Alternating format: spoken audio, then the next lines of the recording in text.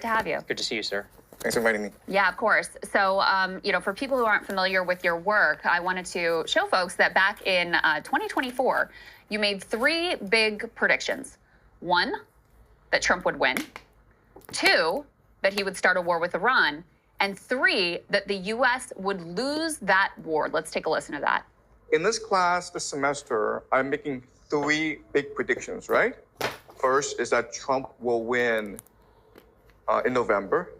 Second is that the United States will go to war against Iran.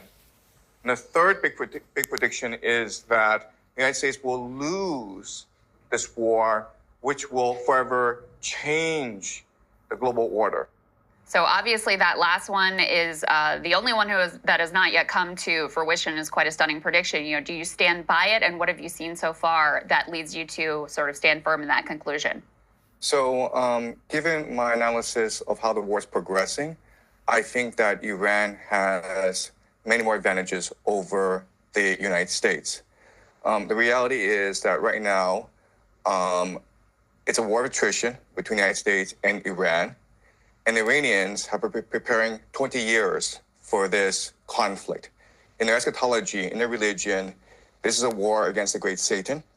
They've had many practice runs. Last June was a 12-day war when the Iranians were able to examine and analyze the strike capacities of both the Israelis and the Americans.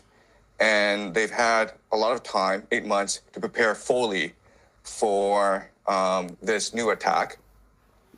They, through their proxies, the Houthis, Hezbollah, Hamas, and the Shia militias, have been able to really grasp the American mentality, and now they have a pretty good strategy of how to weaken and ultimately destroy the American empire.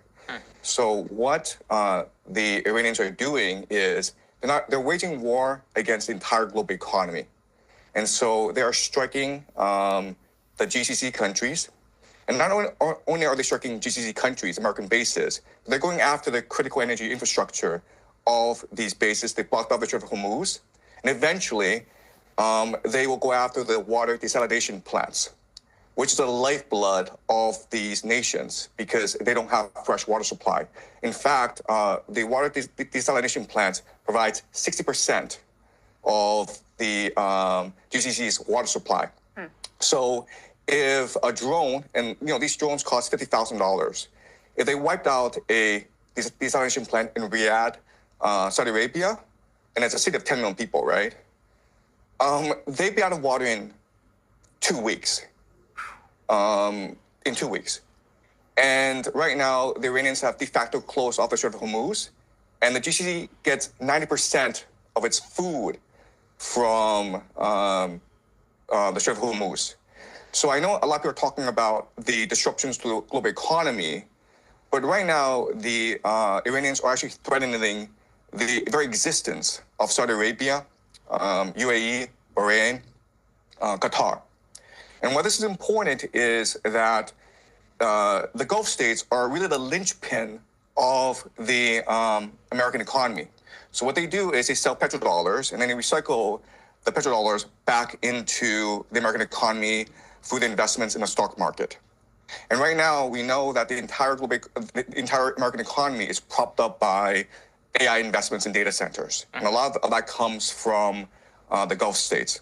So if the Gulf states are no longer able to sell oil, and they're no longer able to finance AI, this AI bubble in the United States, then this AI bubble will burst, and with it will burst as well the entire American economy, which is really a financial Ponzi scheme. Right. So that's a dire situation that the Americans are facing right now.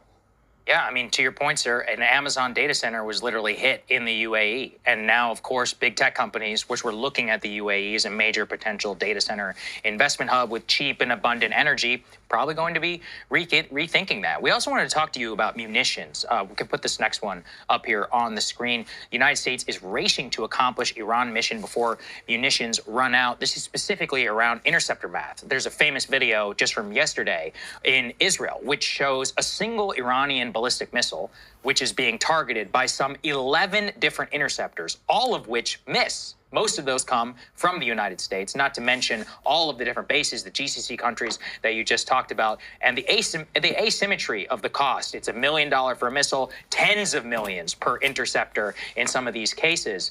With these munitions running out, how does that change the global picture? So you're in China, obviously, much of the stocks in Asia of the United States are likely to have to be cannibalized if this were to go on. How is that going to affect the global picture here? Right. So my first point is that the United States military is not designed to fight a 21st century war. Remember, the military-industrial complex came to being after World War II, and it was designed to fight the Cold War. And the Cold War was really about muscle flexing, about who was able to send people up into space, who was the first to get the person on the moon, who had the more complex missile systems. And so the entire American military strategy revolves around very sophisticated technology that costs a lot of money to build, and that's what the American air defense system is basically, and that's why we're seeing this asymmetry, as you point out, in this war, where you have these $1 million missiles trying to take out these $50,000 drones, and it's not sustainable in the long term. And so what we're seeing is really the puncturing of the aura of invincibility and inevitability that sustained American hegemony for the past 20 years, especially after the collapse of the Soviet Union. And this is really a reordering of not just the global economy, because this signals the collapse of the petrodollar, and with it, the entire US dollar-based reserve currency system, but also the global hegemony of the United States. We're moving towards a multipolar world. Professor, this morning, Secretary of War Pete Hegseth was asked a question about potential ground troops in Iran. He refused to rule out that possibility. And he said, oh, well, we're not going to project to you what we will or will not do, but we don't want to, rule anything out. We will do what it takes. Do you think that America will end up invading Iran from the ground, since it's already becoming relatively clear they won't be able to accomplish the goal of regime change or even regime collapse using just air power alone? Right. So everyone says that the worst calamity that could happen in the United States is if it were to send ground troops into Iran. At the same time, the United States are committed to regime change in Iran. We've never had a precedent in history where you were able to regime change from the air alone. You need ground troops.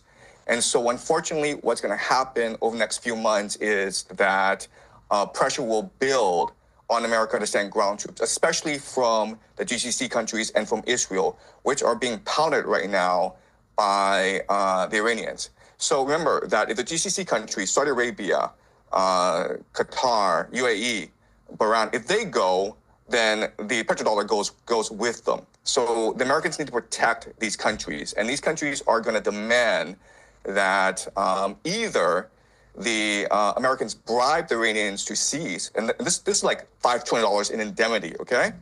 Or send ground troops to wipe out the Iranian threat once and for all. And I know that there's no political will for ground troops to be used against Iran among the American people. But remember that 78% of American people was against initial strikes against Iran in the first place.